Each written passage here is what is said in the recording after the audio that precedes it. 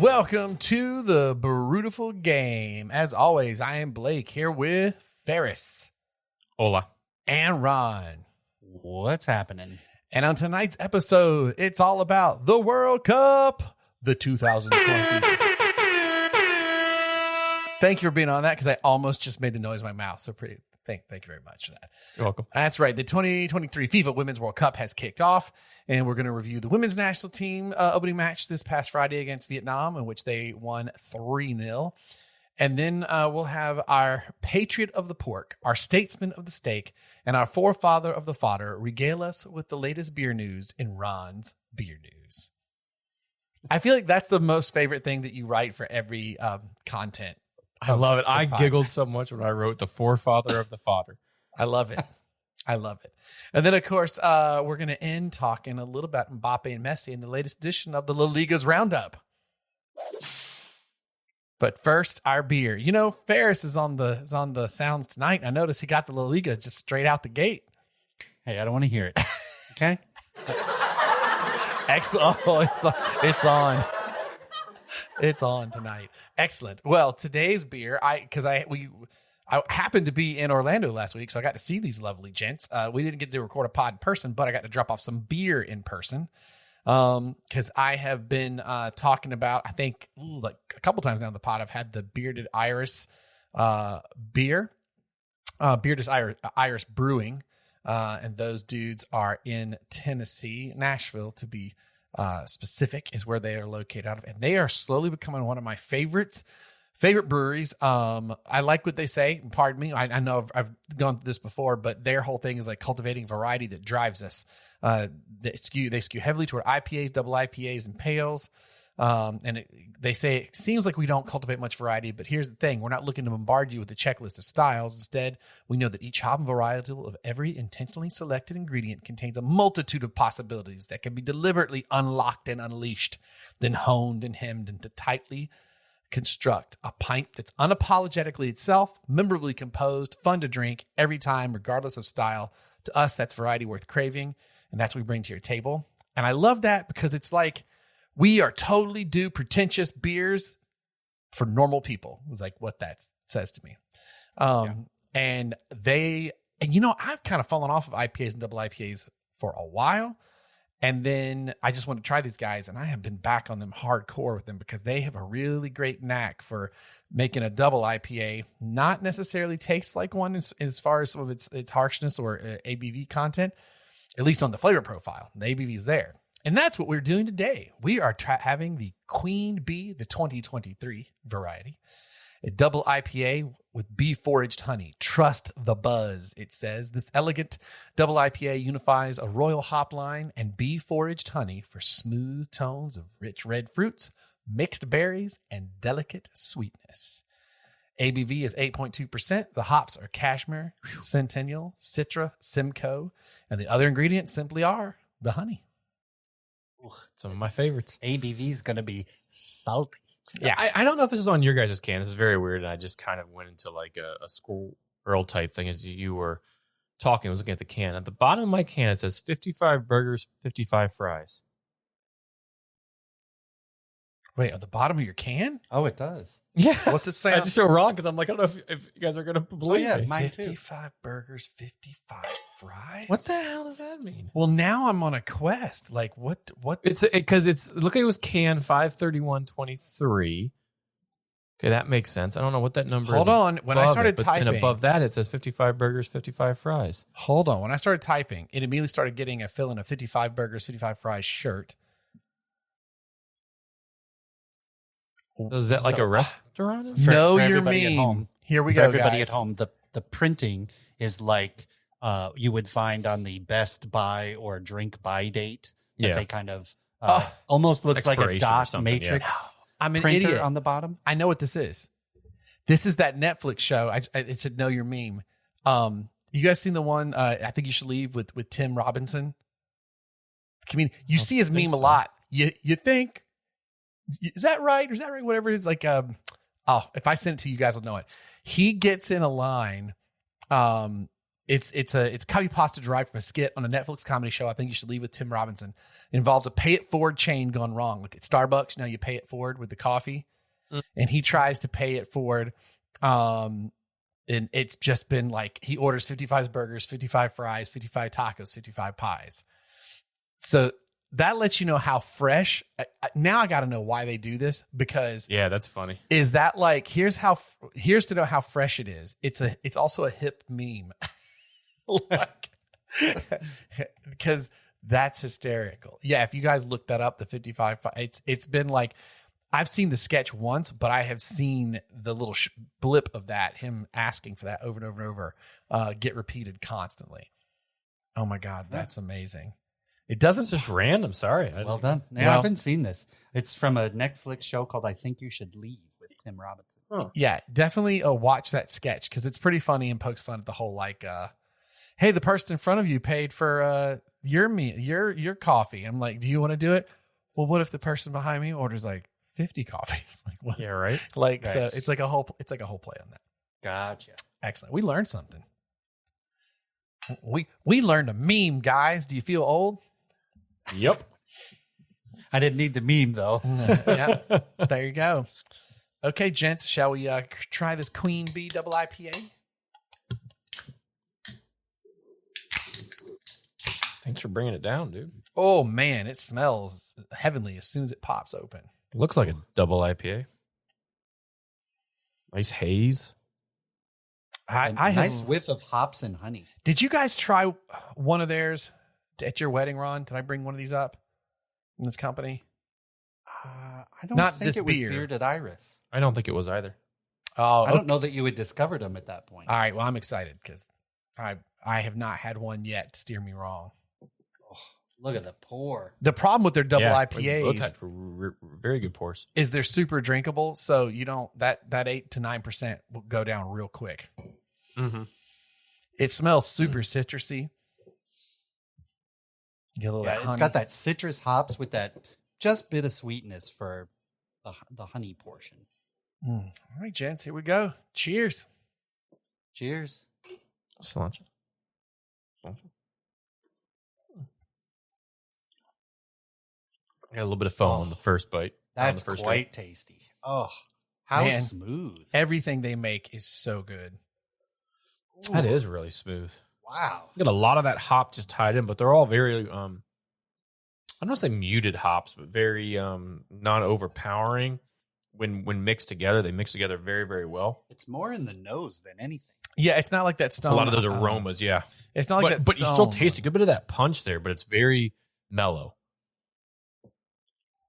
Yeah, it doesn't like peel your teeth off with that super bitter Right. hop. I mean, they're there. Don't, like you said, don't be wrong. You pop it open, you smell it. And that the honey and the malt just kind of balances it off. It's also dangerous because This is you can't this really is crushable. Yeah, you can't really tell it's 8.5%. Nope. But I don't know if it's maybe because I know or I can tell that it's high in alcohol content just because of the hop profiles to it. But yeah, it is dangerous if you start putting back. You could grab this 4-pack by the pool and be done quick. And don't worry, it's only 8.2%, not 8.5. You're fine. Oh yeah, you're right. You're good to go. All right, gents, shall we move on over to the football? Let's do it. All right. Well, it's now time for the 2023 EAFC World Cup. Oh, I mean, sorry, the 2023 FIFA Women's World Cup. I keep getting it confused with that new branding out of EA. Well, it started down in New Zealand and Australia. Annoyingly, Sam Kerr not able to play just yet. I don't know how she posted on her like Instagram or whatever, like the day before or the night before, just kind of saying that she can't play because she got a knocker or something to that extent. Yeah, and it's a shame because she was said to be kind of the star of this whole tournament. But there was a bit of trickery from the Aussie side where the day before the match, everyone was talking. She was at press event like she was going to play, and everything was supposedly normal until Surprise. A It's few all right. hours before the match. A little of the dark arts by the Matildas. It's fine. Mhm. It's fine.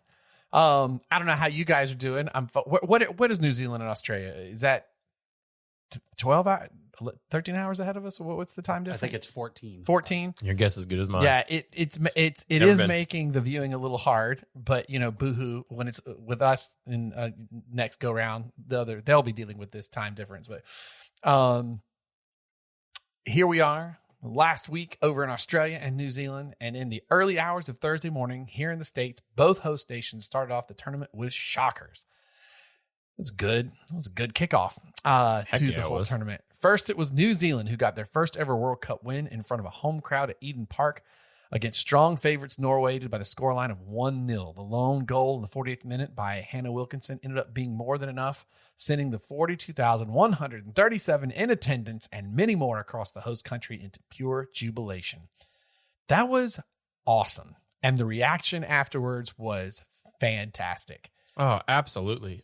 You probably saw, especially a lot after that match or the morning when you woke up, a lot of, I don't say memes, but a lot of pictures of Ali Riley, captain of New Zealand, used to play here for the Pride, now plays out in LA. Just how emotional she was to get that first ever World Cup victory for her team on home soil is what a moment. And against Norway. And against Norway, who's a very not great team. Like Sweden's better than Norway. Not a big scoring team, but a very tough team to play against. Just stingy and just tough. So all in all, it was a late goal. I believe it was. No, I'm sorry. It was a 48th minute, and she was subbed out in the 86th minute. But what a way to start the tournament. A number 26 FIFA ranked team against a number 12 ranked FIFA team. So that kind of shows you the disparity there and what you thought this game was going to kind of be. But, it's a funny old game. And when you're playing at home in a way and you got a lot behind it, at any time, any team can win. And this was a good example of that. I think what I've seen so far through all the matches is that with the exception of one or two, there have not been pushover matches, right? 8 debutantes to this World Cup? Yep. And I think all but one or two have actually, stood up and caused some of the higher teams to have to fight or work for it.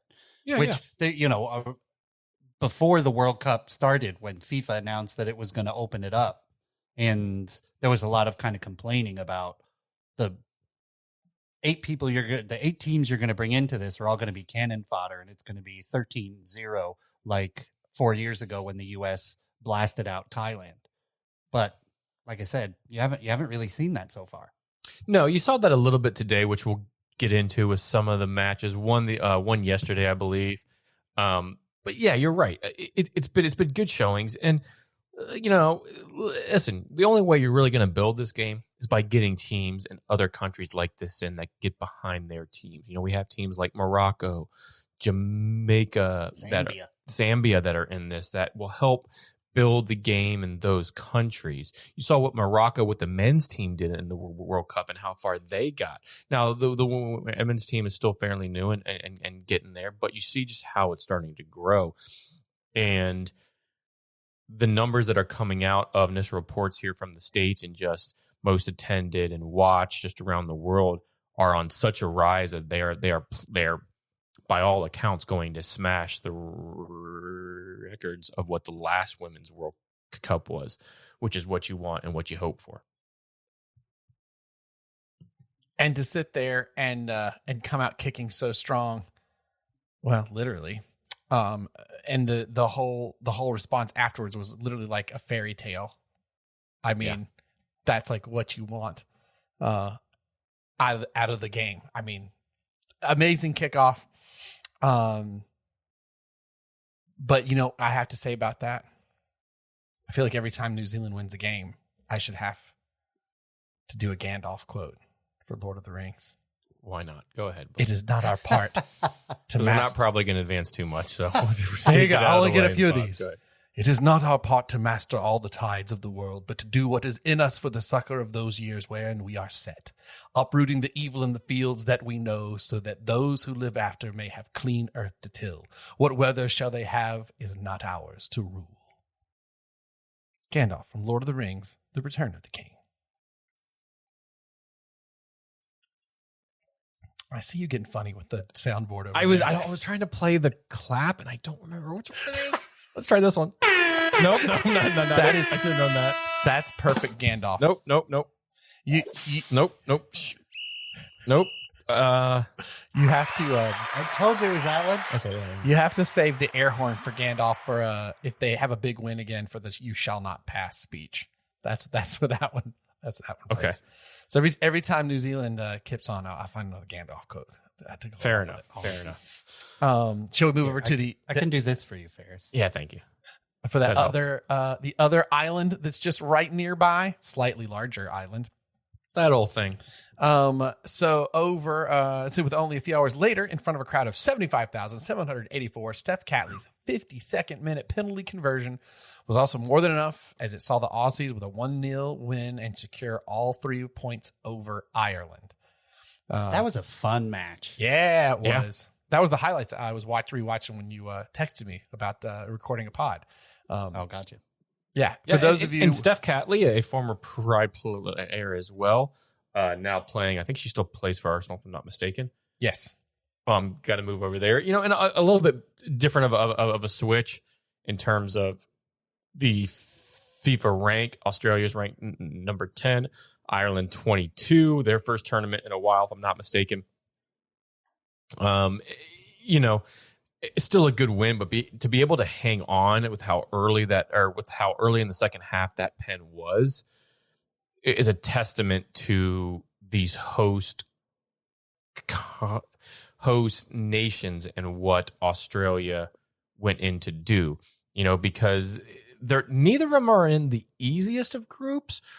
For instance, New Zealand's in there with Switzerland and Norway. Switzerland, who won their match, which we'll get into. And Australia are in there with Canada. And Nigeria looked good, and Ireland's not half bad as well. So to get an early win by Australia here in their first match and be top of the group was exactly what they hoped for and wanted. Ireland poured it on. Mm-hmm. I was really surprised how much on the front foot Ireland could be. And they played some really smart, strategic ball. They were just not having a day. They were having one of those days where they couldn't buy the goal. Right? But they were pouring it on. That was good. They were pouring it on at moments, and it looked really dangerous. Oh, it was awesome. Is this the first time? It might be the first time in any World Cup. I don't know. I have to fact check. Well, no. I have to fact check that the first time dueling host nations won their opening match. I mean, how many dueling hosts have there been? I don't think any in the Women's World Cup. I'll research. Yeah, I'm just curious. It seems like it's a stat that it would be true, but I don't want to. Can you pull it off when it comes here? Because it's Mexico, Canada, and the U.S., so that's a triple. Right. Can we get That's a triple true. It's win? possible, I guess. Yeah. FYI, the time difference to Australia is 14 hours. Okay, 14 hours. So it makes it a little hard to watch. We were watching though and rooting for Australia as I was watching it with my daughter, who is a Bluey fan. We're all Bluey fans. If you don't know Bluey, if you don't have a kid, you need to watch Bluey. Ron, enjoy it, but just watch Bluey. It's great. It's written for the parents. And there's an episode that just dropped where the kids they're watching Aussie Rules football, and the neighbor kids all root for the same team that the Bluey family does, except the mom is from a different area of Australia. And the kids are trying to learn about like how you pick teams. And then at the end of the episode, they're all painted in like green and yellow because they're going to watch the national team play. And their Kiwi neighbors, they're like yelling at them. And I was like, oh, this is perfect, kid. So after that, we watched the highlights of the Australia game to show. I was like, see, here you go. Here's your yellow and green outfits for the Bluey team. So now I've got to watch the World Cup. Thank you, Bluey. All right. Man, this beer is good. let's see. After that, let's see. As both host nations kicked off the tournament in an exciting manner, that was slightly unexpected. Several more results over the course of the past 45 days have been equally entertaining, unexpected, and exciting.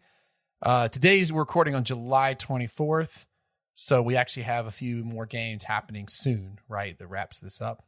Only one happening Just one? at 10 o'clock tonight.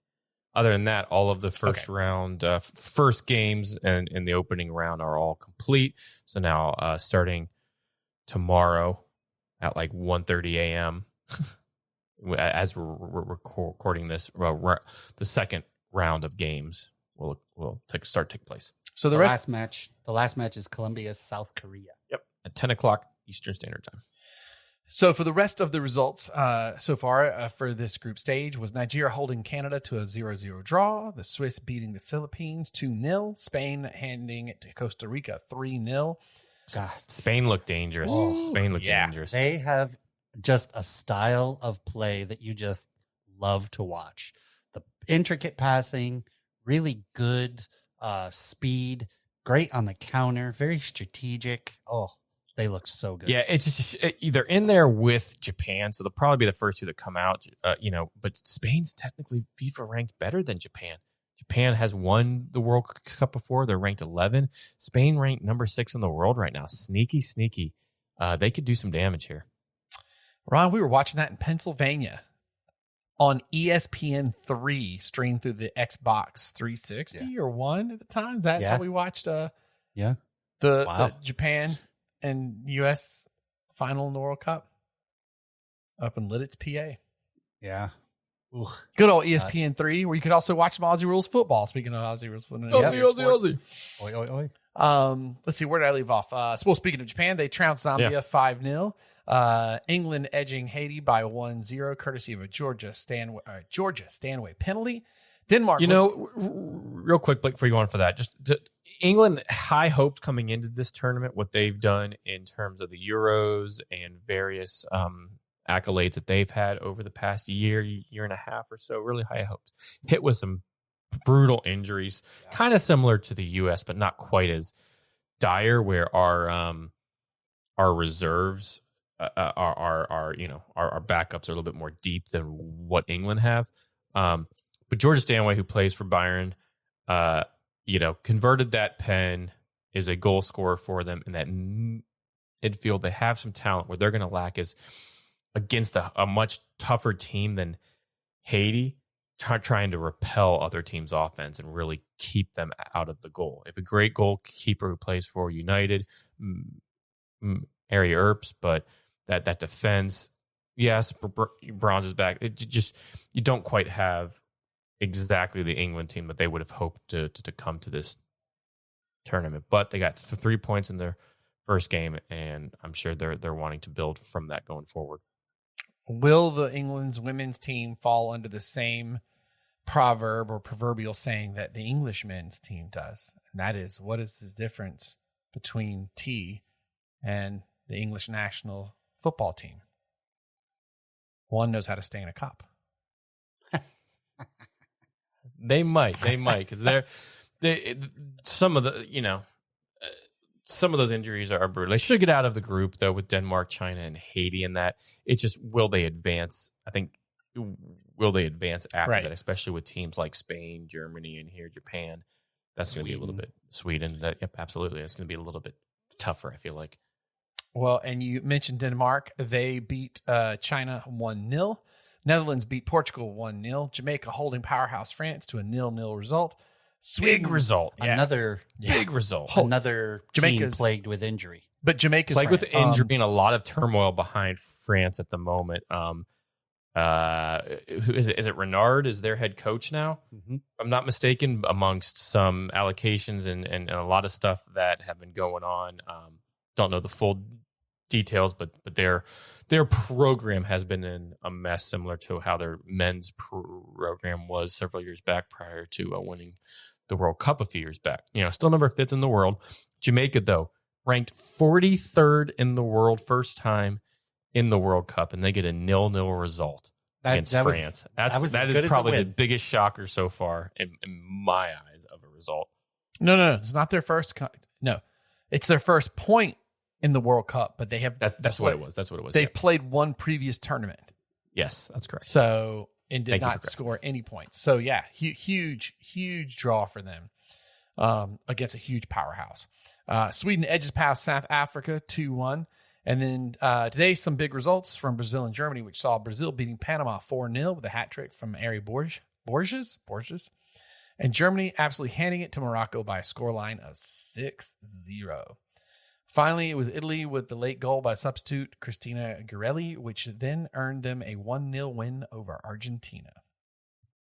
And Germany not looking too shabby either. No, and Brazil and Germany, kind of sitting back and seeing what other teams have done to clubs. You could see they lay down the hammer a bit here. A couple of own goals.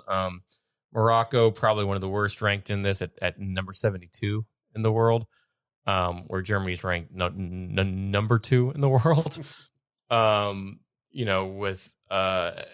With Alexandra Pop and just a litany of big bruising German attackers behind her.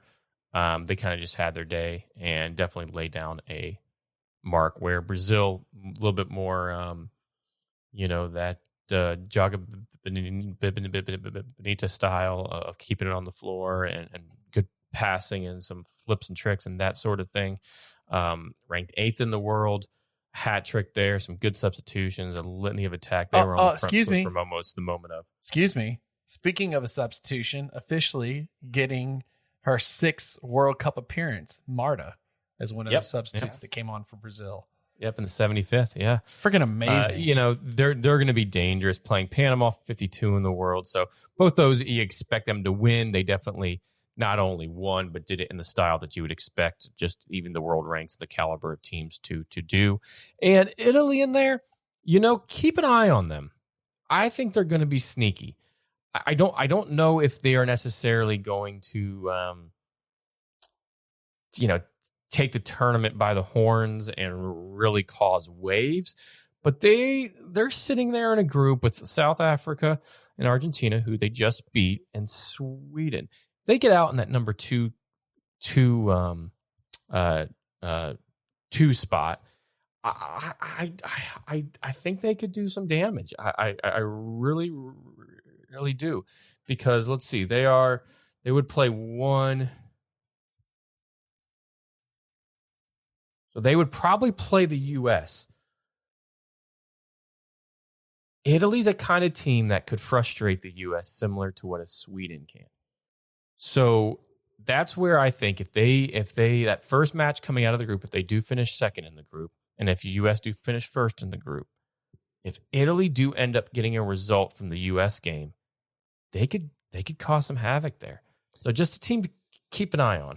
I think the thing that makes Italy so dangerous is the smart play, and their manager Bertolini set them up against that pasta.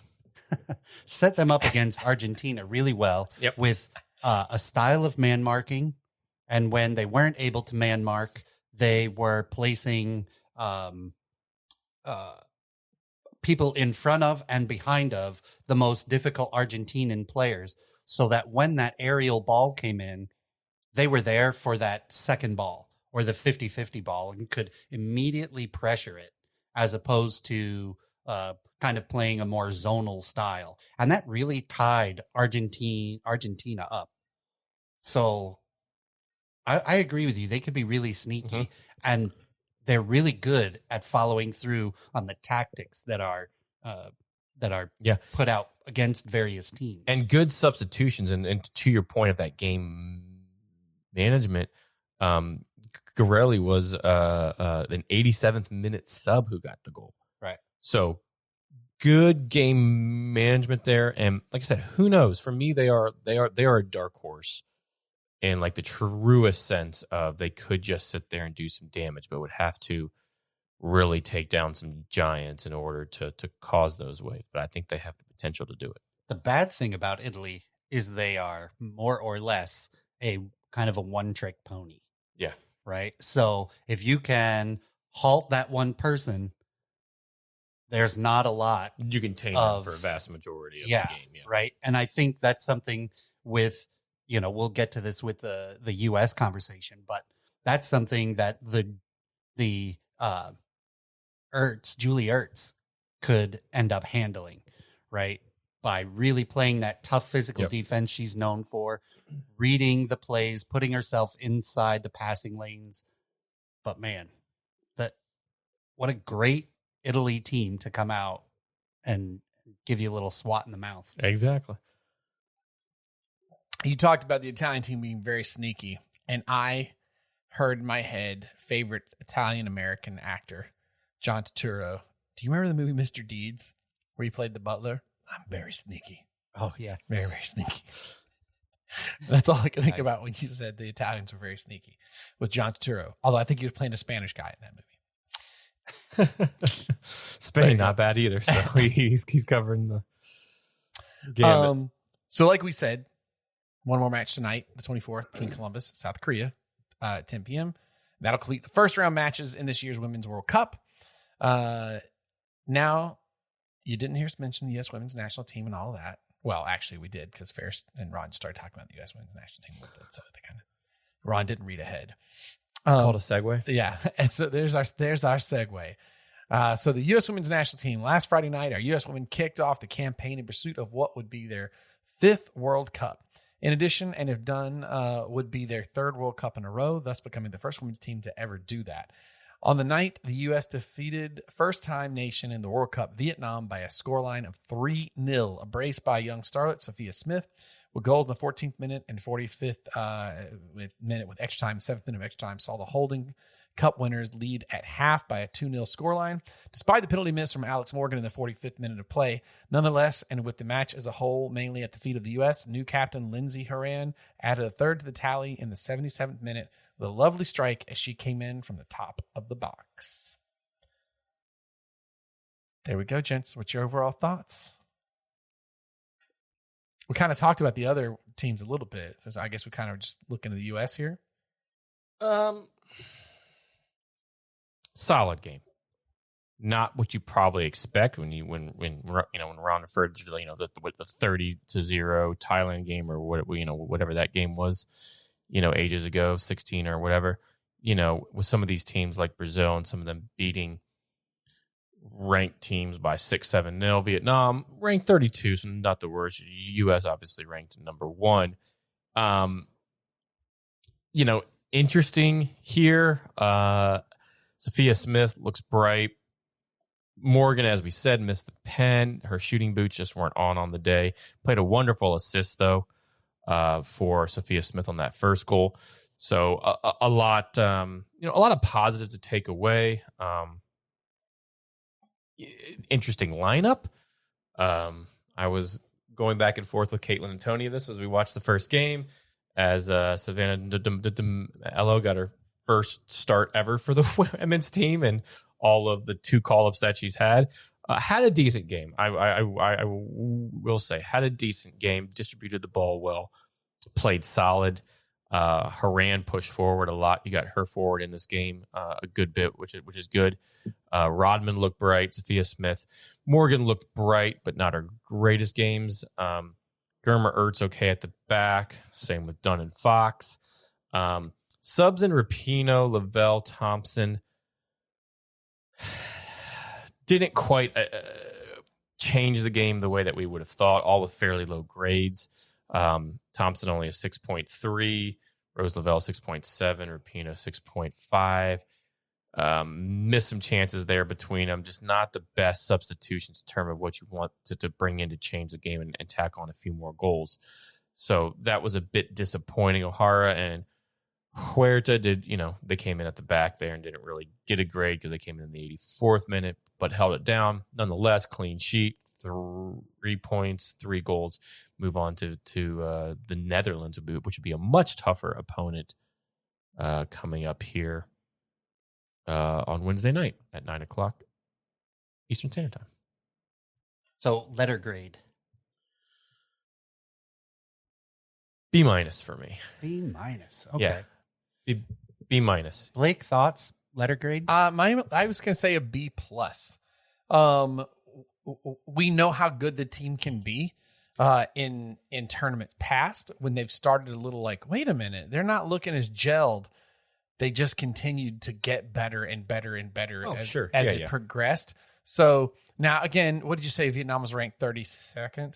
Something like that, yeah. But still ranked 32nd. I mean, for people to go, that wasn't the best game by U.S. women's national team.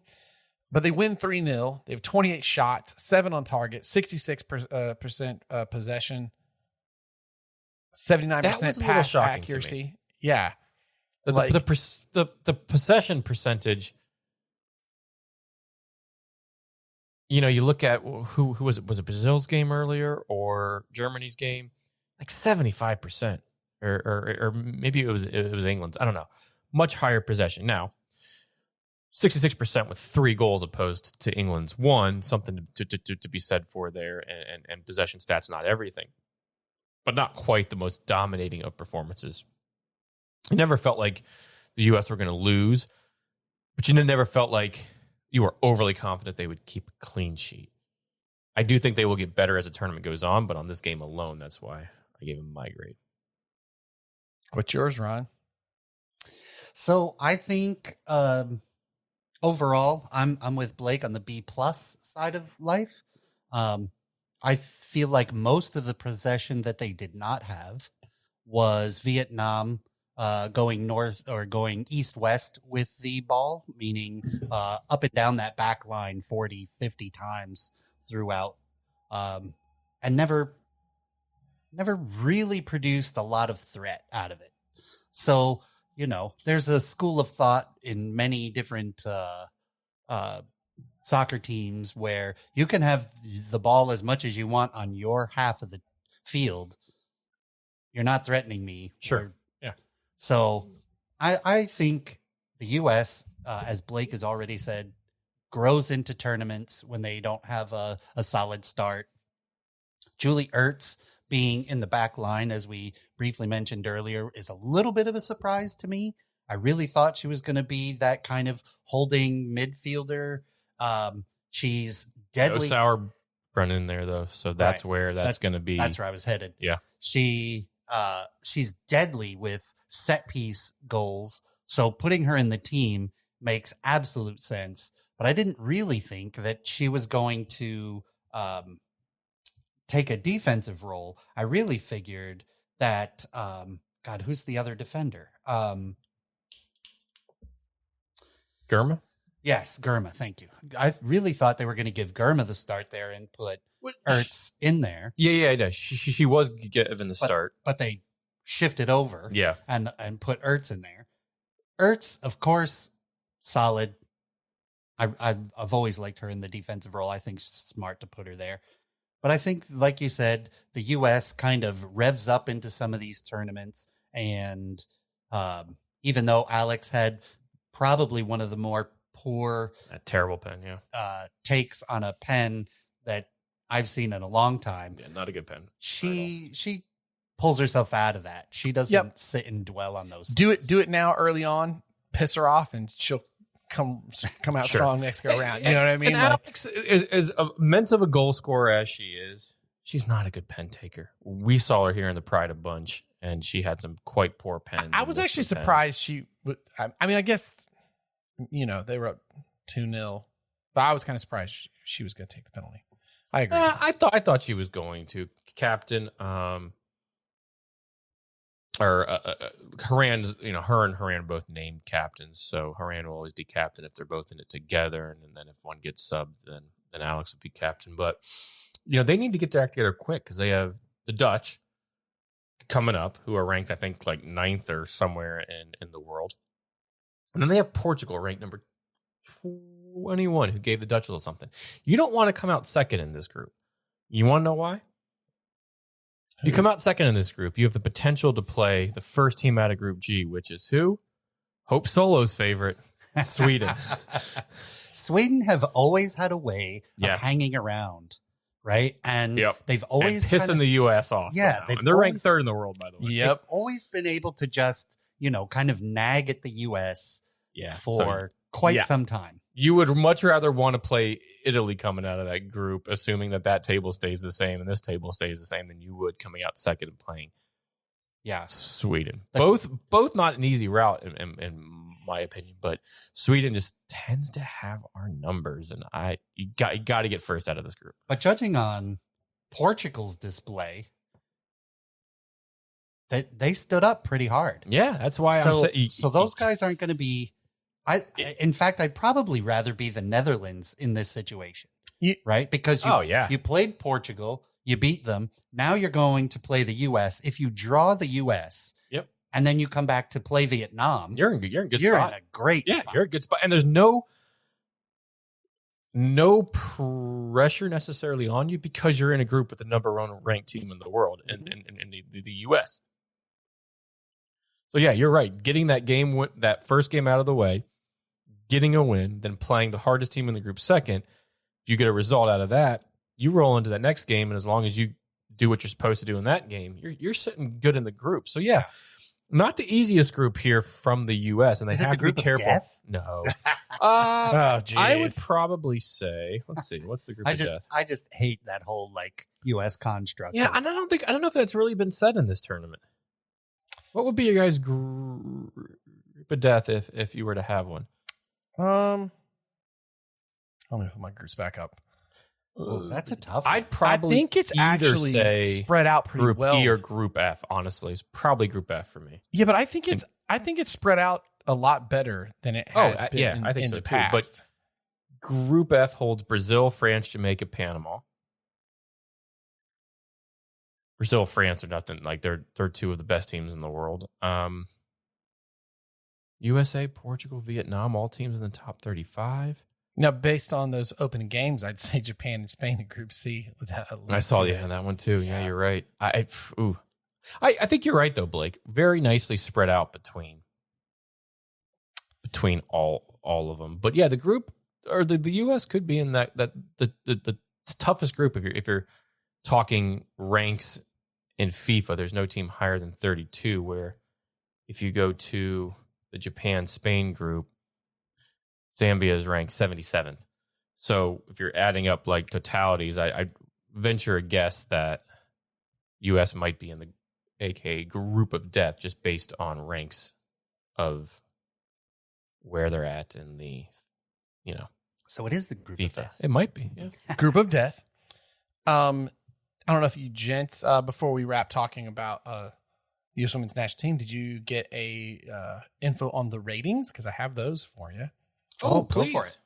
So this is pretty cool because this is also, I think, an important, obviously soccer continuing to grow in the U.S. and the women's game in the U.S. and the world overall. But here we go. The United States 3-0 victory over Vietnam in the Women's World Cup. This is on Fox Sports.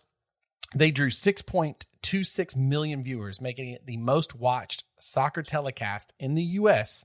since last year's Men's World Cup final. It is also the largest combined English and Spanish language audience for a U.S. women's group stage match ever. Cool. Let's see. The averaged, when kickoff happened at 9 p.m. on Friday night, averaged 5.261 million viewers on Fox, making the second most watched group stage telecast since Fox started covering it in 2015. Fox News said the audience peaked at 6.5 million in the final 15 minutes. So here's an interesting thing. A surprising figure was almost as many fans watched via Telemundo streaming as they did Fox streaming. That is an interesting stat.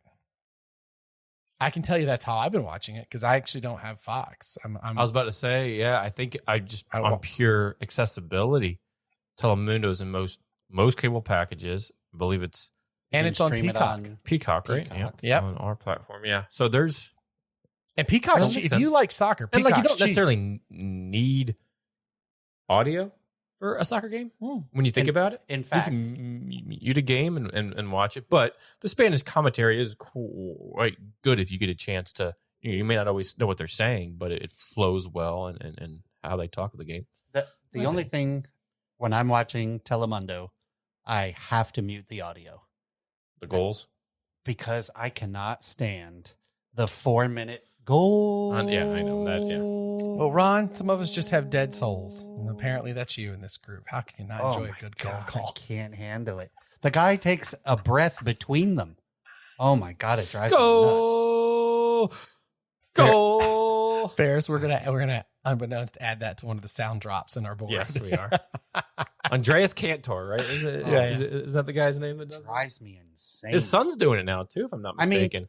Okay, like I get it. Say it for a couple of seconds and then move on. But like, No, you just baby. look at your watch and he's still going. Let it go. I hate What's it. the Guinness World Record for the longest goal call? Somebody Google that right now and find out. But that's pretty There rad. has to be a Guinness World Record for that. But to have Telemundo and Fox pretty even on their In streaming, one single breath, that would have to be, that's a million total audience delivery on Telemundo, Peacock, Universo, and Telemundo streaming platforms. Most watched Women's World Cup group stage match in Spanish language history in the U.S. You got it? Got it, Ron? I do. Wait. 40 Oh, you already said it. 40. Yeah, I already I was said going it. to try to go for the Sorry. guess. 43.56 seconds. Guinness World Record in one breath. Yeah. And it's we by can beat that right here. It's yeah, right. It's by a Dortmund football fan. Yeah, It well is not. done. Just signed Yeah. some bits of today. He said the word for an impressive 43.56 I think we on the pod can beat that. You think? No. No, I don't know. I'm like, well, watching the clock that we have that tells us the time of the pod. I'm thinking to myself, 45 seconds doesn't go quite as fast as you think it goes. I No, mean, I don't think we could beat. Yeah, like, dang. you guys That's definitely impressive. know what I'm putting in our little chat thread right now, don't you? No. Because you'd be a No. fool if you didn't realize it was a link to that. To that. Yeah. And the Hilarious. picture's great. It's all these kids in Dortmund jerseys, like covering their ears up. I love it. Yeah. Okay, we're gonna have to. There it is. That's awesome. We're gonna have to That's awesome. We're gonna have to give that a listen. I'd hit play, but I'm sure there'll be a million commercials or something on it. And I beforehand. will mute your audio. So fast. It's okay. I'm the one in charge of recording this go around. We got this. Dortmund fan sets the record. That's what I said. Oh, fan. Sorry, I missed that. Christian Kenner. Okay, awesome. Well, we're gonna give that a listen afterwards, I love that it's from Dortmund. and then Great. then we'll rip that audio and we'll put that onto the pod somewhere for Ron's 45-second audio clip. Oh, make Like- my ears bleed. play. Oh my god. I think we could do 43, right, Ferris? We could get there. I think. I've I seen don't know. singers hold long notes. I mean, it's just that's all you're doing. All right, we're just gonna. All right. Yeah. Are Let's you give it a trained go? singer? All right. Here we go. We got Oh my God. 10 seconds before we hit 48 minutes. At 10, I'm gonna try. I'm gonna see how long I go. All right. This is gonna be ready. some amazing audio.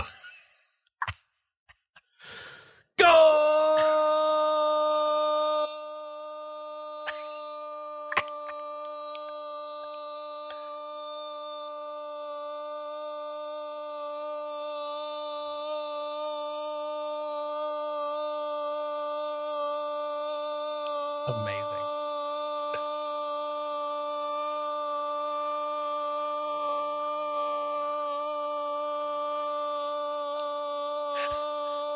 Come on, you're at 30 seconds. Oh man. Oh dude. Look. No, That is tough. no prep. He just went and did it. We're only talking 13.3 Oh. seconds away from beating the world record. Wow. That was 30 seconds. That was pretty impressive. Yeah. Good Oh job. man. Whew. Oh my A lot gosh. tougher than you thought. I gotta practice the old pipes here and see if we get going. Never Yeah, mind. you I gotta don't- go practice free diving. Expand your lungs, And and then you're in it. that was. train a I little. felt like my head was gonna explode if I kept trying to go. Just go on YouTube, find a little opera singing lessons. You'll be golden. Yeah. There you go. Well, now I don't need to rip the audio. I just got Ferris's to drop in. I figured you were recording it. Well, Although, yes, that's I mean, not, I it's am. an impressive recording though. It's 30 obvious seconds. he's is- recording it. Yeah, I know. That's well, that's true. I It's recorded hope, for the- I hope I'm recording true. this crap. Otherwise, Yeah, that would be. we're all weird. just wasting our time over here. Out of all the audio that I provided to this pod, that's 30 seconds of brilliance. Yeah, but is it as good as this one? Did you just burp up good beer mixed with Cookie Puss beer?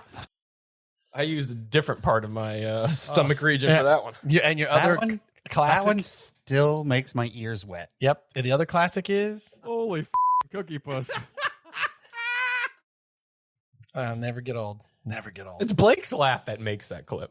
Oh, I was dying with you drinking that beer. Oh, God, Cookie Puss. We got to do that again someday. You know, we still have 2 bet beers. Yeah, I got it. What's the other one? We have Red a snapper. Snapper. Yep. And we have the Cookie Puss. Yep. Do you have the that are snapper? still- Right, Ron? Yeah. Oh, that's right. You got it when we moved. That's right. I gave Ron the nuclear option. I was like, in case Ferris takes me up on a bet, this guy was We'll start calling it it's the Oppenheimer beer.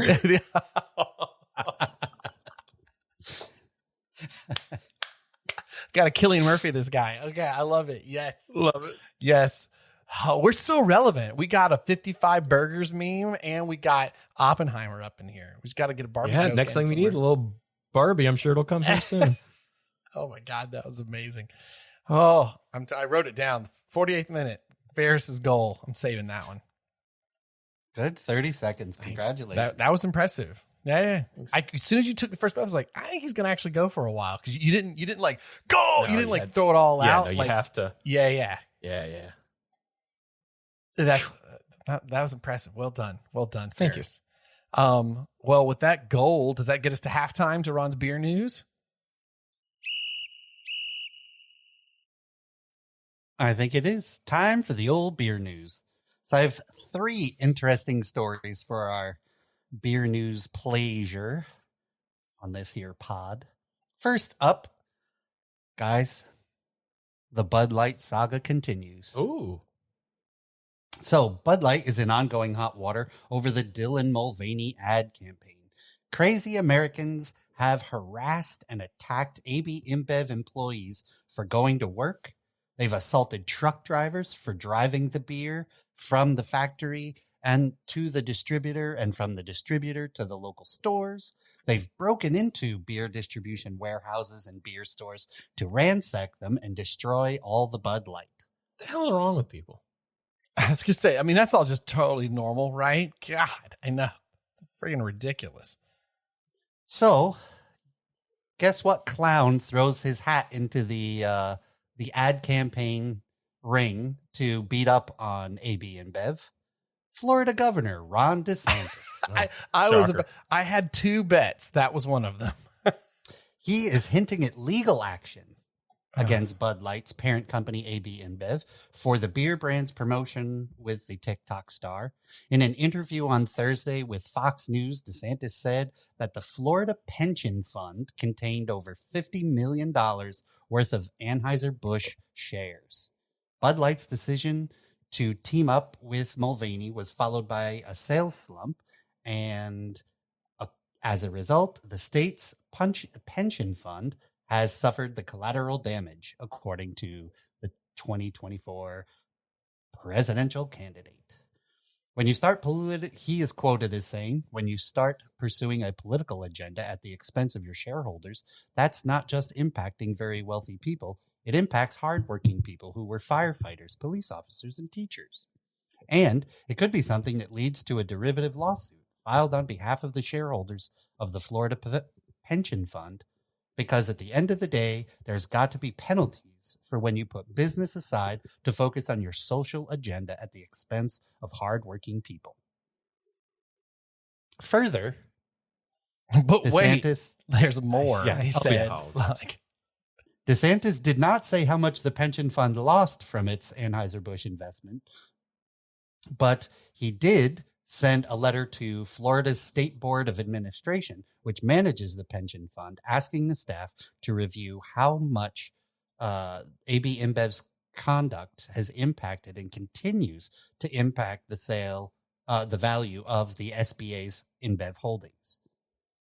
Over this time, since the Mulvaney promotion, the stock price has fallen 14%, with the company losing $16 billion in market value over the period. Florida's pension fund contained more than 682,000 shares of AB InBev at the end of March, which valued at the time of nearly $46 million. So allegedly, he's going to throw his hat in the ring to the defense of the Florida Pension Fund, firefighters, first responders, all kinds of people saying that their social ad campaigns are hurting other people. Also, the thing that always gets glossed over is Bud Light was starting to slip, and now it looks like they just got quicker to where they were projected to go because people just aren't digging. Well, they were in quite the downhill slide already. Yeah. Right. They weren't starting. They were already in it. The ball was rolling. Yeah, man. Yeah. So freaking ridiculous. Next news story. The purveyor of pepperoni propping up political stories. Punditry? Punditry. There you go. Hey. Thinking it's Parliament. Yeah. Have any, you guys don't fly as much as I do, but have you ever been stuck? I read sarcasm in that. Did you catch that? I'm sorry. I know you boys don't fly. You guys don't fly as much as I. Yeah. Yeah. I know I'm on you planes way more often. I know you boys don't fly across the world as much as I do. Like, as I'm looking at a James Bond poster right there. Yeah. I was going to ask you if you ever help it. found yourself stuck at the Denver International Airport. I don't think I've ever flown through Denver. I have not flown through Denver. No. Yeah. So I've been stuck there. Okay. A couple of All right. times. With the Satan horses? Yeah, I know, right? The red-eyed horses everywhere. Oh, yeah. I watched some creepy. documentary on that, I think. So if you do find yourself stuck at the Denver airport, Hold on, real quick. Are they the ones that have like something secret underneath the airport? Or allegedly, that's the conspiracy. Allegedly. Okay. Anyway, let's make sure we have That's the same where one. the Satan horses are bred. Yeah. Yes. Right. Okay. and We're all on the same weird artwork that's on the walls okay. that points to Freemasons and all that kind of okay. stuff.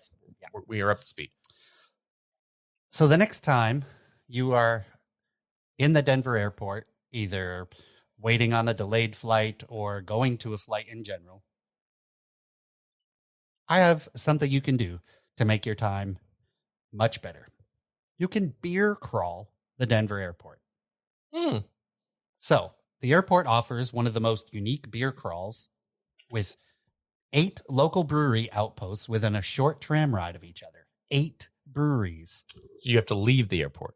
No. You take the tram between the gates. Like A, B, C, D, E gates. Okay. Oh, so Right. there's a hub for each brewery within the different airport hubs. Basically, yes. A tap room within each of the hubs. Easily, yes. And there's 8 total out of the there's how only many hubs? 4 hubs. There's only 4 So easy math. gates, right? And there's at least 8. 2 in each. Right. Gotcha. Okay. Right? I lie, 7. Because 1 is in the terminal head where you go to get your ticketing and pick up your bags, all that. Right? The Boulder Beer Tap House. Go there, get yourself a shake chocolate porter. Inside the A terminal, you can go to the Tivoli Tap House. You can also get yourself a Denver Chop House and Brewery. Get a steak and a beer from Rock Bottom Brewing. They also have a Breckenridge Brewing at gate A71. So go there, get yourself a beer. You could be 8 beers in before you get on your plane. I call that a success. It's like drinking around the world at Epcot, Yeah. but drinking around the Freemason Airport of Colorado. The Freemason Satan horse airport in Colorado. Yes. At the B gates, you have your pick of 2 Fort Collins breweries, New Belgium, and can anyone guess the other one? Fort Collins Brewery? You guessed it, Sweetwater. Oh, Yeah, that's what I was going to guess. there we go. Jeez, I kind of forgot that was over there. I did too. I thought for some reason it was Chicago. I don't know why I thought. You can order a Fat Tire and a 420 Pale Ale. The last section, Denver's Great Divide Brewing Company, is the beer spot in the C Gate. Be sure to order a signature Yeti before you get on that long flight. There's a Danico Brewing Company currently in construction in the C Gates. So there's 8 breweries that you can hit while you're just chilling out, waiting for your delivery. So that one in construction would make 9, or No, that would be 8. that'd be 8. Okay. Yep. And the funny thing is, I went to Billings, Montana earlier this year and got stuck at Denver for 6 hours. Okay. And I hit 5 of them. Did you? I didn't get to all of them. I got to 5 of them. You need like a good 8-hour delay, and then you're good to go. If I'd have realized, I would have Sped it up a little bit. I would have made a better use of time. Yeah. But that's a cool thing. If you ever get to Denver International Airport, go there, hit yourself some breweries. That's one of those facts that I will absolutely won't remember until I'm actually stuck in the Denver airport and go, oh, son of a, Ron said this. Yep, All right, yep, let's yep. go. Exactly. And the last beer news is a bit of a sad story. San Francisco's Anchor Brewing prepares to close at the end of this month. Yeah, we shared this amongst each other when it first dropped. This is depressing. Employees, though, want the chance to buy it, which is encouraging. The 127-year-old San Francisco craft brewery is scheduled to shut down and liquidate at the end of this month. Earlier in July, the company announced the shutdown, citing economic conditions. However, several workers at the San Francisco Brewing Company say they believe they can raise enough money to run the brewery as a worker co-op. But the clock is ticking because the July 31st is the closure date. Several ideas have been floated to continue the brewery in some form, including interested investors, an effort by the workers to purchase the brewery. And officially on Wednesday, workers of Anchor Brewing sent a letter through a union rep, which is the Union Local 6, telling Anchor Brewing's parent company, Sapporo, that workers of Anchor Brewing have met, discussed, and decided to launch an effort to purchase the brewery and run it as the worker co-op. So Sapporo came back and said, given our deep respect for the Anchor Union and our team members, should our employees put forward a bona fide, legally binding offer to buy the company, one that includes a verifiable source of funds, we would gladly consider it. But time is running short. We continue to move forward toward an assignment for the benefit of our creditors at the beginning of August, while simultaneously receiving and collecting all interest and acquiring the business. Anchor Brewing's top 3 most popular beers nationwide, according to Untapped: Anchor Steam Beer, which is a California common. Remember, they're kind of the first people to warm lager a beer. Yep. And for those of you listening, that's basically you're lagering the beer, but the yeast is top fermenting instead of bottom because it's done at room temp. Yep. And there might be a brewery in the area that's doing a California common here soon. Oh, yeah. I'll tell you guys off air because I can't say it on air. But go ahead. Liberty Ale, which is Liberty Ale, which is an American IPA, and Anchor Porter, which is an American porter. I also really enjoyed their Christmas beers. Do you guys remember getting that in there? Their Anchor Pine thing or whatever. Yeah. You know what sucks? They're only closing because a company like Sapporo bought them. If they had not sold out to venture, they would still be functioning. Maybe. Yeah.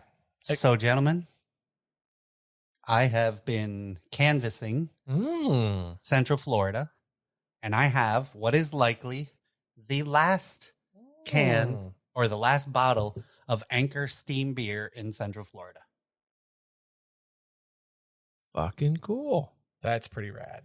I'm sorry, Blake, that you can't partake. That's why you need the bottle opener. But Ferris and I are going to respectfully drink what is likely the last time we will have an Anchor Steam Beer. Absolutely. And I have some beer in the fridge that we're going to do on another pod from a brewery that just closed down in the area as well.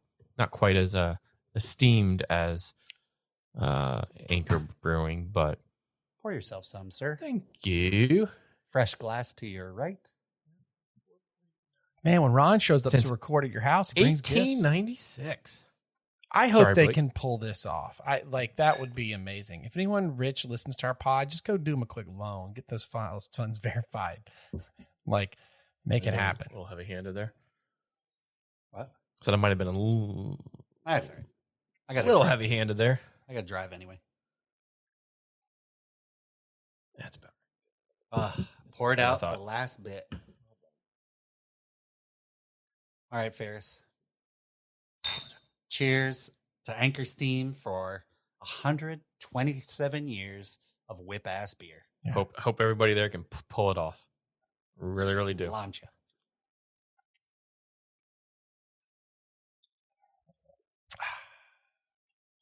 So good. And, What's that smell? There's a lot of caramel in there. Bready notes. Slight. Mm. Real good. That's good, though. Smooth. so there you go. A little present. Done. Okay. And that's all the beer news that's fit to print. Except we're not a print media, No. so It's all the beer news that's fit to pour. We got to come up with a slogan. There's a slogan in that's there a for good you. one. Yeah. All the beer news that's fit to pour. There you go. Well, I think Ferris, birthday boy, that leads you to the La Liga's roundup. Yeehaw! Sure does. Over in the League's Cup. And you're probably wondering, what the hell is that?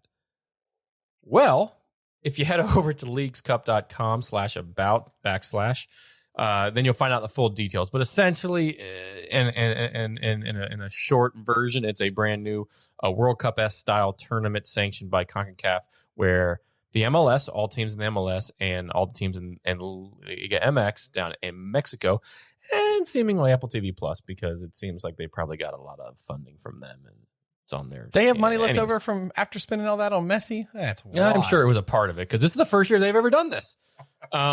They could compete for Leagues Cup glory. Doesn't that sound fun? Right. And then also, in all seriousness, an automatic qualification into the CONCACAF Champions League. So another route to get into that, similar to how Orlando City got into the CONCACAF Champions League via the Open Cup. Now, the Open Cup, Lamar Hunt Open Cup has been around for far longer. This is a new tournament that encompasses, it's almost like a Champions League, but not, because CONCACAF Champions League takes all of the CONCACAF region, including Canada and a lot of those Central American teams. This is just Mexico and the U.S. going back and forth. We saw a lot of good matches this past week. That is when it says World Cup style-esque, basically groups and then top teams out of the groups go on and for a knockout, right. So you can head over to leaguescup.com/about/ and that'll give you a full rundown on seeding and how the tournament goes and yada yada yada. But anyways, in this new competition, which I said kicked off this past weekend, when Lionel Andres Messi made his FC Inter Miami debut, also along with fellow teammate Sergio Busquets, who they recently signed. They're basically building an old Barca team from the early 2000s to get together here in Miami. But they both subbed in the 54th minute against Cruz Azul, a team from Liga MX down in Mexico. And who other than the little magician of Argentine Messi would earn Inter Miami their first victory amongst all competitions since May, with a absolutely lovely free kick set up for him, no lie, the perfect spot. But dead people center just outside the box in the 94th minute. And people are already saying it's conspiracy theory because the goalie barely tried to do it. Well, because there's a lot of conspiracy behind it, because one, if you're the other team, why even put in a challenge anywhere near that area of the field when you can go to ground? Two, was it actually a foul? It was a good tackle. Yeah. I don't know if it was actually a foul. And then it's like, if you want a free kick, it's set up perfectly just outside the arc there, dead center, your side of which way to go in goal. So the wall has to set up on one side. Now, with that said, you expect a player of his caliber, possibly the best player to ever play the game, to hit that and score, and it was a very storybook because it was in the 94th minute of play, extra time. It gave him a 2-1 win, and it capped off what was a better night in Miami than when he was introduced because of the rain and all of the stuff that was incurring when he got introduced. But it was also in front of the likes of Serena Williams, LeBron James, Kim Kardashian, like the who's who and what's what of massive soccer fans, right? Yeah. In fairness, LeBron owns part of Liverpool, so but used to play in Miami, I guess. But other than that, there was a lot of people out to see him that night, and he certainly came through. But gents, so this is one game, right? In the Leagues Cup, which is new to this particular season, and they haven't won since May. Do you think that Messi, added with Busquets now, which has been confirmed and subbed on, Alaba, who did not play in this game but had been confirmed, and then just today, Miami announced that they have another international spot available. I don't know where the hell that came from, but they do. And there are rumors that either or both Luis Suarez or Andres Iniesta, who just kind of retired from the game, he was playing over in Japan for a bit. On your team, the Kashima Antlers. No, he's not on their. I don't think he's on their team. Pretty sure. Let's double check that. I don't think he was. But do we think that they're going to make the playoffs when it comes back to league play? Well, I think that they're actually going to make the as playoffs now. The opposing goalkeepers keep being found with bags full of iTunes cards, then yes, I think that'll be the case. And all the refs got all the iTunes cards just falling out of their back pocket. You're right. Kobe. He played for Kobe. The reason I say that is because the two provinces are close to each other in Japan. And when I went to get my friend an Iniesta jersey, we went through Kashima to get to Kobe. Did you? Okay. My bad. I just don't understand how this is in any way fair. Right? So a year ago, almost to the month. This is a good point. Miami is smacked with breaches of financial fair play.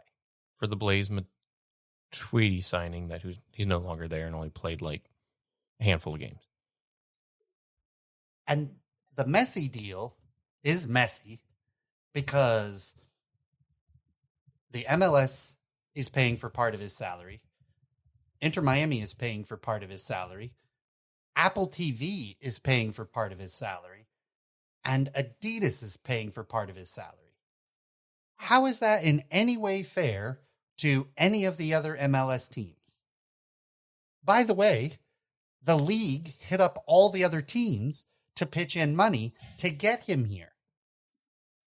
So if a team wants to bring in someone the caliber of someone, say Ronaldo, maybe not exactly Ronaldo after his comments echoing over from Saudi Arabia, but is the league going to help that team?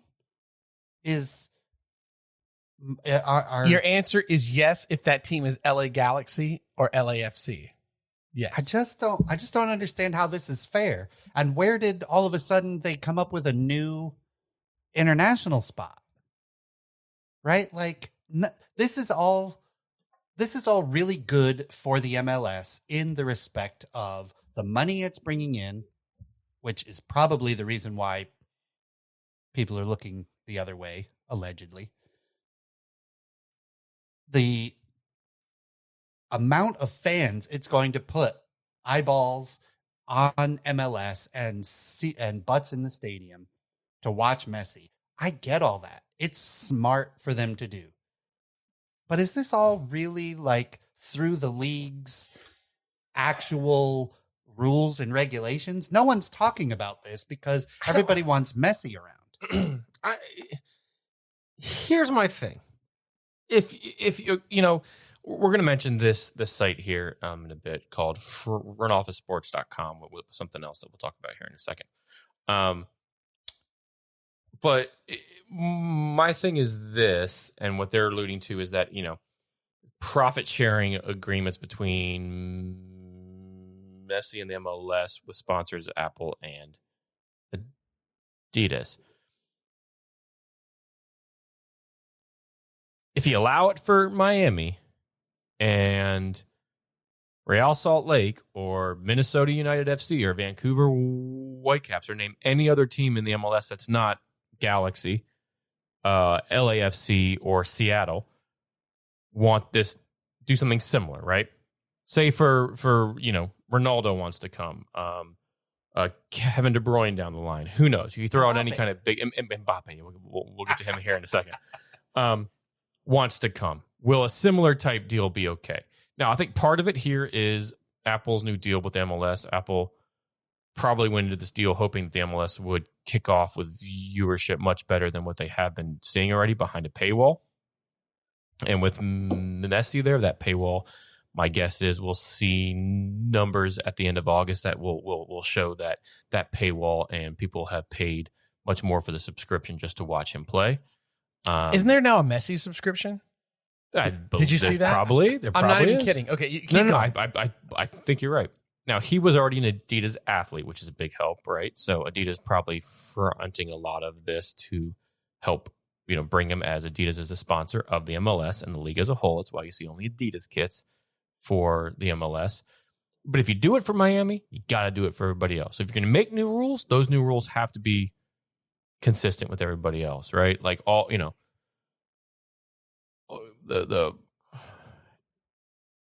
it's one thing, we evolve, sport grows, everything evolves over time. We used to ride horseback to work. We now take cars. Things evolve, things change. But in a league of this caliber, you evolve and you change into something like this, that better be allowed for every other team.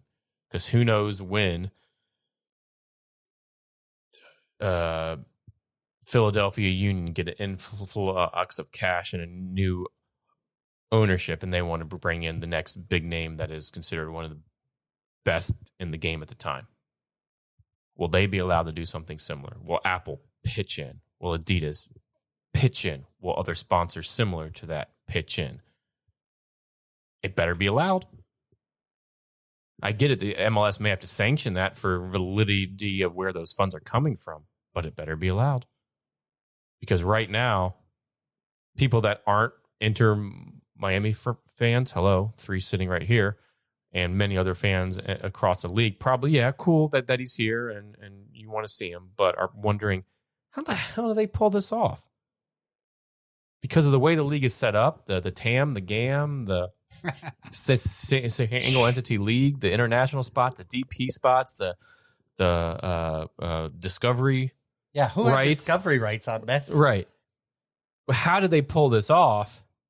Because they just got sanctioned less than a year and a half ago, less than 2 years ago, for having really weird transfer business where you basically overpaid and you did these things to get a player here. Well, what do you call this? Now you just have the support of others to do that. So it's very weird all around. We'll see what the impact that he has on the team. More what are they going to make it to the playoffs? I think they will, just because like 9 teams in each conference get into the playoffs. So I think they will, with this array of talent, if they focus on the league at some point, because they're not that far behind. They're behind and they haven't won since May. But I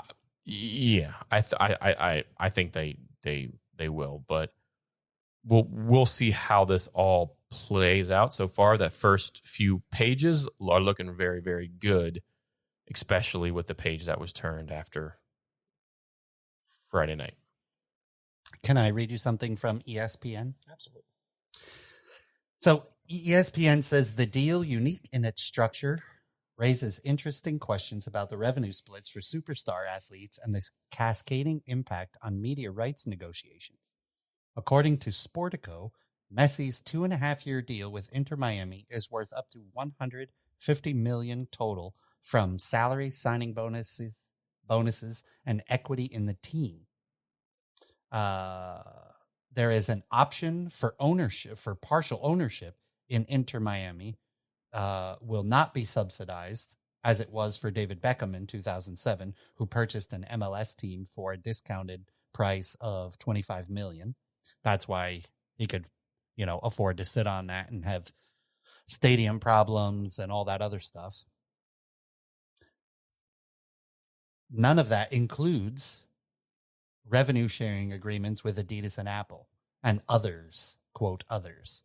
Here are some key questions. Why are we talking about Messi's contract? That's obvious. Another question, what does the deal mean for other star athletes?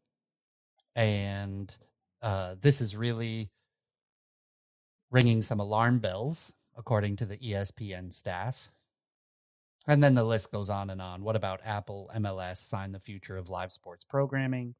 This is a really interesting article I'll send you guys because it kind of goes deep into this deal. But still nothing makes it sound like this was something that'll be open to all the other teams. Yeah, and if we can, we'll try to share that on to our social media as well as the Athletic. The Athletic has some good articles if we find those, and if anybody out there is not paying for the Athletic, it's like $1 a month, $2 a month. Well, pay for it. Here's the other thing too. Like Apple TV is slated to lose like $5 billion this year, right? That doesn't matter to Apple. They're now the first $1 trillion company by valuation, and they have a ridiculous cash store. So when you hear losing $5 billion, where I know like some companies like Disney stuff are kind of freaking out about, spending, Netflix, they spend all this money to make content, but are only making so much back, right? Well, Apple's not really they're not in a position where this really hurts them, as gross as that sounds. I mean, just $5 billion is a drop in the bucket for them. But this is all interesting too, because when the year settles, how will this Apple TV plan have done? How will it have gone for MLS overall? Did it get more eyeballs on it?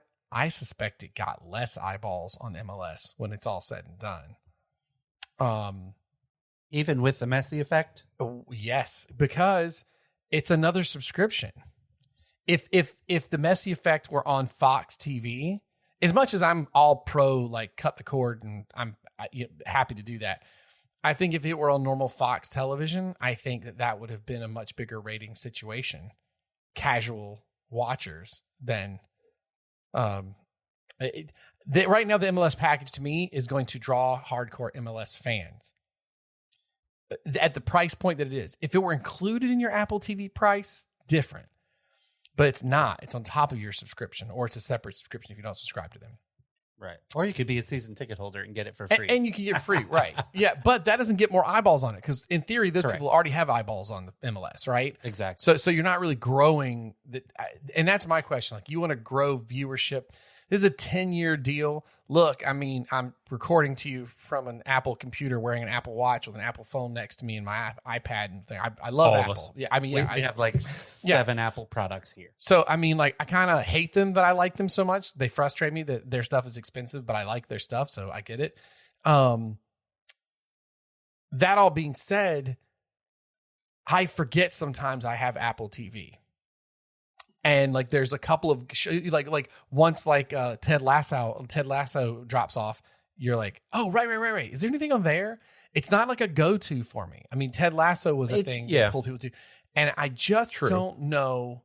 I think Ted Lasso may have done more to get Apple TV subscribers to watch soccer, but they probably watched Premier League and not MLS. Yeah, it's interesting. We can go down the rabbit hole of Apple. The production quality for what they put out is like a mini movie in each episodes for a lot of those, including Ted Lasso, a lot of their popular ones. They're doing things like Silo and Shrinking with Harrison Ford, which is fantastic, by the way. Seen it. That, and some other ones now with who's Spider-Man? Tom Holland. Yeah. Thank you. Yeah. He's the one now that's doing. But yeah, you're right. There's it's not your first. Unfortunately, they're not up there with. When you say, "Hey, I'm going to search for something on the internet," you say Google, right? Yeah, right. You go Kleenex if you want tissue. There are certain name brands where you just right. I'm going to go Xerox Xerox associated with that, right? Yeah. Where if you're going to stream, most people think what? Netflix is probably your first, right? It's kind of the first one off of that branch. So they're not quite in that first breath of streaming, or that first breath of what the genre is. And again, for Apple, I don't think it's a big deal. They have so much cash on hand. It's crazy the amount of cash they have on hand. But so for them, I'm not really worried. No one needs to be worried about Apple. Oh, what I'm concerned for is what is MLS getting enough out of this? I mean, obviously there's the licensing fee, but as far as like actually growing the audience, is that happening? You know? Well, it's supposedly a 10-year deal. Yeah. So I'm sure the league and Apple have plans to look. This is the first season. Here you for go. this. By the way, just I had to look it up. As of March 2023, Apple has 55.87 billion on cash. That's just cash. That's just not assets. That's just cash. They have plenty of assets they can sell or whatever. That's just cash. So, it cost us $5 billion to do Apple TV this year. Here you go, Messi. They don't. It doesn't. I don't think it matters to Apple. I mean, it's the beginning. Like I said, it's a beginning of a 10-year deal. Things are going to change. I'm sure at the end of this season, the finance folks are going to crunch a bunch of numbers. The marketing folks are going to crunch a bunch of numbers. And there's going to be differences when we go to sign in for the new season of MLS. Right. Yeah, I think for me, I think the price points that don't work, I think its price point sucks. Isn't it like $15?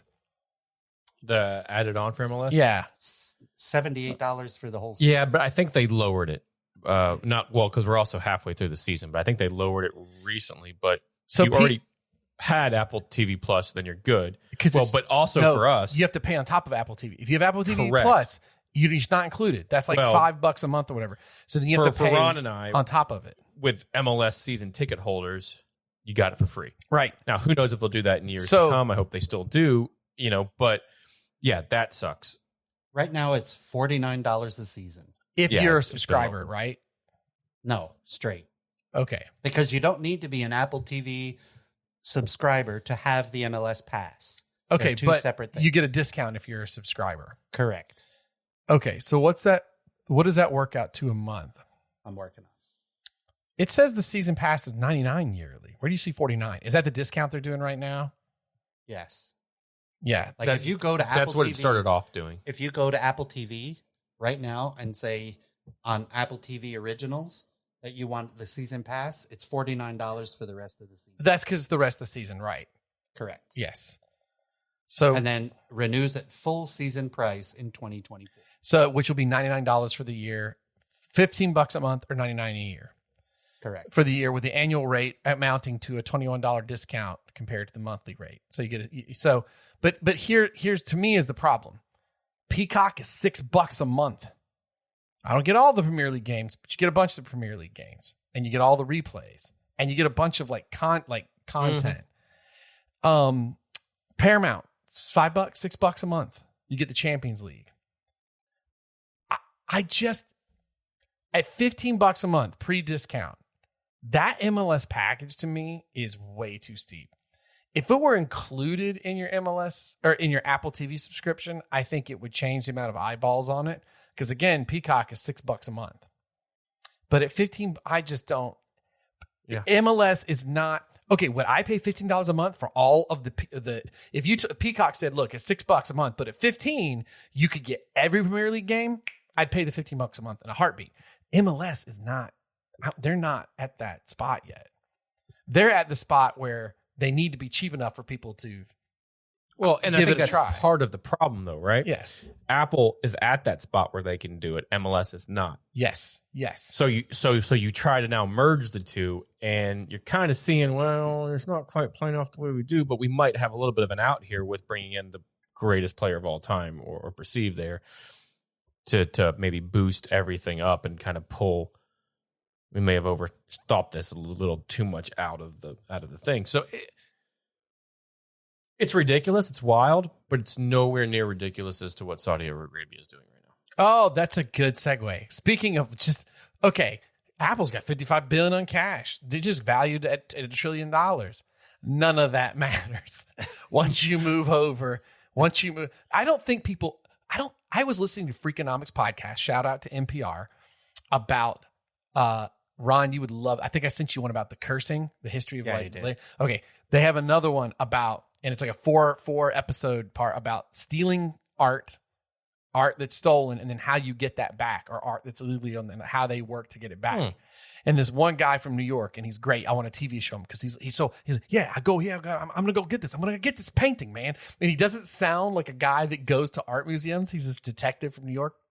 Anyway, but when it comes to, he's like, but my fear is once it goes out to the Gulf Coast, gone. He's like, there's too much money. We'll never get it back.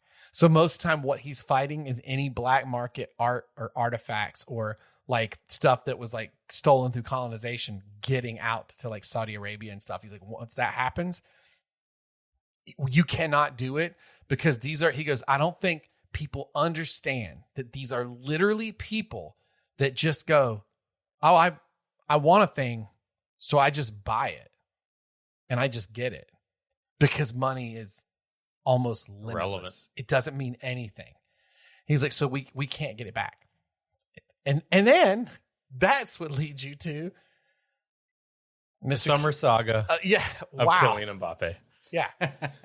I mean, this is some breaking news, right? This was today. Yeah, right? This is pretty much current. So long story short, this plays back from like June when Kylian Mbappe said he's not going to opt into that other years of contract. So making this basically his 1 year before he can leave for a free from PSG. Well, since then, PSG have locked him out, didn't take him on their summer tour to Japan, I think they're going to. Yeah. And there's been back and forth with kind of a standoff of the club. The club's basically saying, well, if you don't want to sign the contract, you don't want to play for this year, so we're not going to play you at all this year. We're going to leave you home. Insane. They could sit out quite possibly, which you factor in age, potential, yada, yada, yada, yada, yada. Hat trick in the World Cup final. He's probably the best player in the world at this current moment.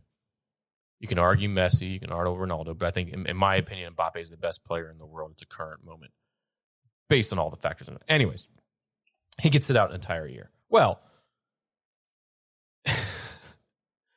just today, and mainly just Saudi Arabia, have absolutely roared the loudest in this immense amount of summer roaring that has gone on between PSG and Kylian Mbappe. Al Hilal, who I think signed Benzema. I could be wrong. Yep. And Conte? No. Conte signed with Ronaldo's team. That's Al Hilal. Al Hilal signed Benzema and... There's two that sound similar. Okay. Al Hilal. Okay. And Al Hilal. Which one signed who? I'm not sure. Ronaldo is Al Hilal. I thought he was Al Nasser. I don't. Okay. Anyway, they've already signed some people, but just today they offered a 1 year. Yes, only a 1 year, which is essentially in American sports when somebody's up for being a free agent the following year, that 1 year you're buying him. If there are no guarantees that they're going to re-sign for your club, you are basically going to rent them for a year. Okay. It's the Deion Sanders offer, $1 million for a year. Yeah, $1 million. Exactly. So they offered a 1 year transfer fee just for the 1 year. The transfer fee, which would shatter the world record on a transfer fee at $330 million. That's US dollars. Comes out to like 322 euros or something along those lines, and then pounds. I mean, yada. That's for 1 year. And per Sky Sports, PSG have accepted the bid. Well, no, it's $330 million. Any club would have, for anybody would accept a transfer fee of that. Yeah, no kidding. But now it comes down to whether the player wants to go and contract and yada, yada, yada. But am I wrong? This contract also is they would pay him a bunch for a year. Oh, they sure as hell would let him go to Real Madrid the year after, which is what he wants to do anyway. So he wants to go. He's willing to dig in his heels and leave PSG for Real Madrid, ostensibly on a free in 2024. Yep, that's what. Yep. Or he can go. You can get a payday and still go to Real Madrid and yeah. So listen to this. This for 1 year, mind you, this is all for just 1 year worth of a season, right? One season. You don't even get 365 days. I don't think you might get 365 days. You might just get 200 and some because that's what the season. Who the hell knows? But you get a mind blowing for one season. He would get $776 million for one season. Now, according to Front Office Sports, I told you we'd be saying their name again. That equates to roughly $64.6 million a month, $14.7 million a week, $2.1 million a day, $88,500 an hour, and $24 per second. How much per second? $24 a second. Ferris just spent $100. Yeah. So like right now, our pot is running at 135. So that equates to we're about $90,000 that we're at right now? You're well, you might even be over. Yeah.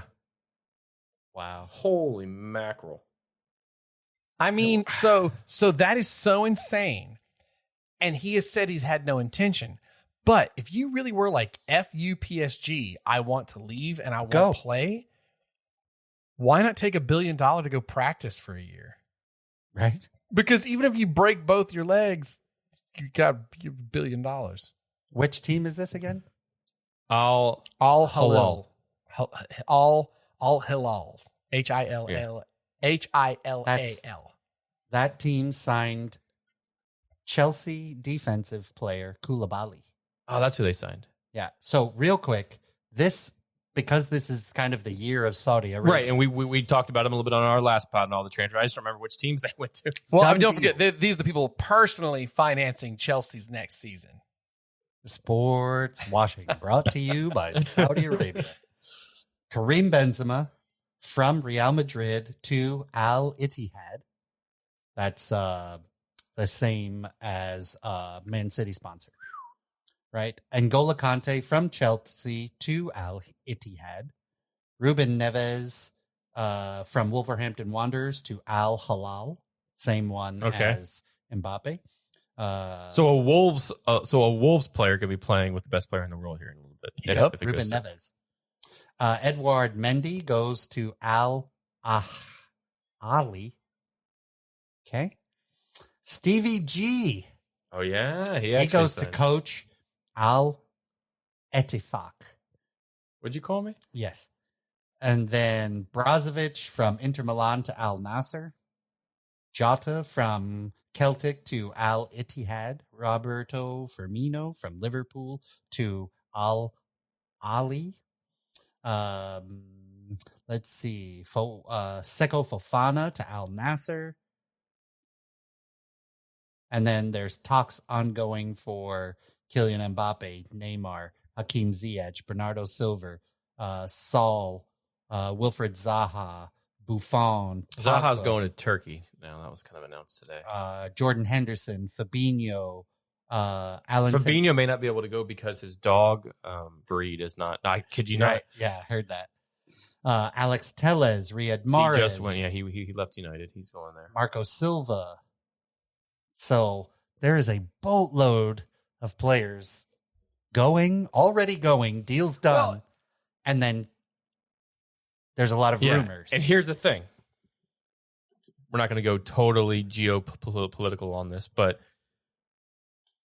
this is Saudi Arabia. Who owns PSG? The Qataris. Qataris in Saudi Arabia, not the biggest chums in the world, right? It's not like U.S. and England having very healthy in the negotiations. That's why I was surprised they accepted the offer. Well, why wouldn't you? But what did I say? $330 million. And they're still held. I would accept any offer from that. And you want me to clean your feet 12 times a day? I'll accept $330 million. I got you. Barca. And wasn't there somebody? Wasn't Giannis Antetokounmpo had a tweet that's like, I kind of look like Mbappe. You can sign me for about half the cost. I'd be just fine with it. Oh, it's insane. What a mess. You know what else is kind of insane? Let's talk about Owen Wilson for a moment. Speaking of breaking down payment, Owen Wilson has made $217,838,000 from his movies. He averages about $3,500 per word in a total of 47 movies. That's about $1,324 a word. Wow was 102 of those words. Owen Wilson made roughly $135,072 from saying, wow. Mbappe will make more in the time it takes to say wow. I know, right?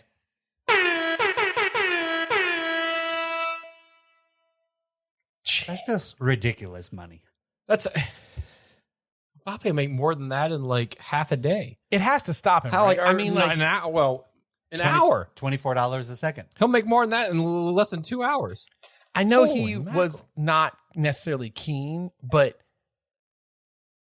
how does this not change? I feel like that changes everything, right? It has to.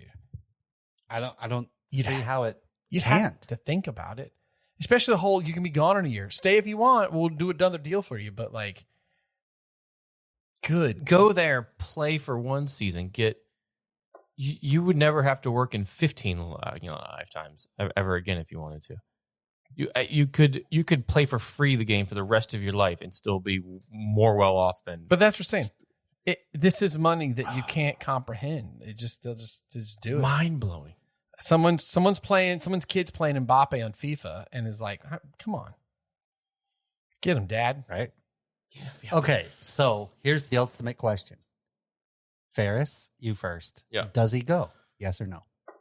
I don't think he does. I think this holdout and saga will continue, and I don't know how it's going to play out, but I don't think he does. Blake, I think $1 billion changes I think your answer is totally unknowable. I think they offer $300 million. They offer $500 million. I think it hits the $1 billion for the year, and you can still leave to go play with Real Madrid. I just think I think it changes everything They because could be paying what is it, like 1 point. Let's see here, 1 point some billion dollars for one season for one player, including fee and what he's going to get paid. I think he goes. And then he can go play for Real Madrid. Yeah, then you're right. And then He's only like going to be like what 24 when he goes to Real Madrid Yeah. at that time or something. I mean, he's playing for the love of the game at that point. He doesn't have to make any more money. Saudi Arabia does not impose any personal income tax. However, non-Saudi and non-residents are subject to a flat income tax rate of 20%. For what it's worth. Hold on. That's a lot cheaper than UK's. Or Well, France, where he's at in PSG. Still, 20% of $1 billion is still a lot more than we make in years. Yeah, absolutely. I mean, I can't. I just think it. I just think it changes things. I think that offer is so ridiculous. It changes things. We'll just see if that because it doesn't change anything if it's not accepted. You know, yes, Ronaldo kind of opened the floodgates, if you will, the same way that David Beckham did here in the MLS of allowing other stars to go to that league. Right? You saw Benzema and all that whole list that Ron said. But this type of money is it breaks a different kind of barrier that, if accepted, who knows when and where this pod. Ron's over here flashing the time, and I'm still just lost in like. And right there in time, he got paid $88,000. Yeah, while Ron was tapping his watch as $88,000. It's so bonkers. The tax rate is $200 million. He's going to pay in taxes $200 million while he's there. And what are you going to bet? He's like, hey, can you help me out with that? And I'm like, yeah, don't worry about that, Killian. We got you. You don't have to worry about that. I mean, that's just under half of what Chelsea spent last year, the transfer market. And if they're willing to, the La Liga's roundup needs a sponsor. There you go. Good grief. Well, from it's just crazy. I don't even have anything clever to say about it. That's insane money that just exists to pay a football player to go kick a soccer ball around. That's bonkers. Bonkers. I can't even. I mean, I don't even want to get into the things that money could provide for the global population. Yeah, man. Oh, this is a real Batman situation of, hey, instead of spending all that money on the bat suit and your bat plane, if you helped out the people in Gotham that needed it, you might cut down more crime. Yeah, right. That's a real, yeah, exactly. Yeah. Whew. Okay. Well, on that note, tonight I'll go to bed dreaming that I made $1 billion getting transferred to some soccer team in Saudi Arabia. Yeah, the podcast. Yeah. Hey, if they need a podcast to cover it, we're there. We'll be over there. And give me 40% of what he made, and we'll do a podcast about him waking up in the morning. I'll take 20% of what he made. Are you killing me? Yeah, we go lower than that. You want to go down to 10%? We got you. We are your people.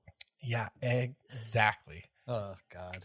Good Lord. All right. Well, for the beer mention of the pod, as we wrap things up, the beer we had was the Queen Bee from Bearded Iris, as well as perhaps one of the last Anchor Steam brewings from beers from Anchor Brewing in Central Florida, out of San Francisco, but maybe one of the last bottles there.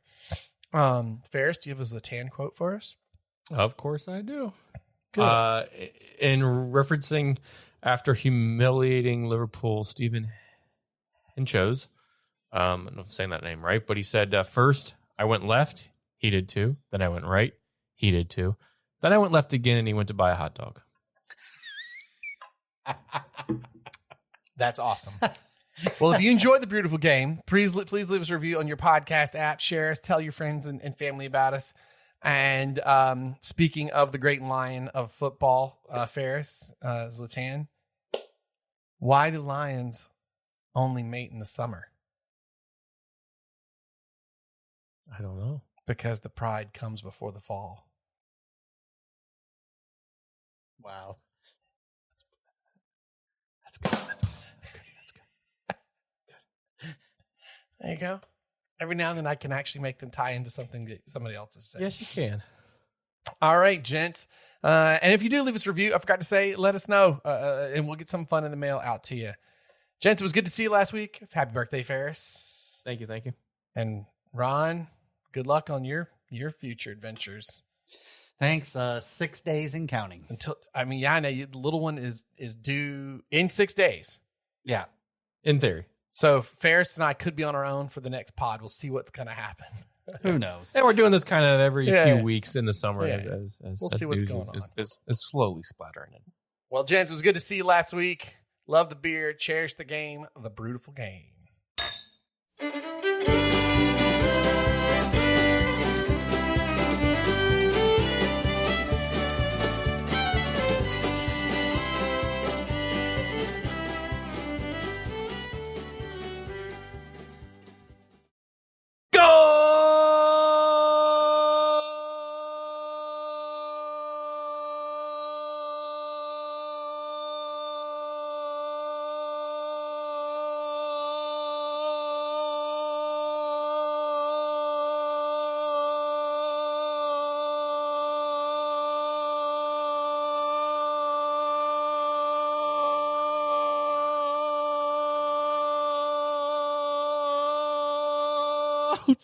Oh.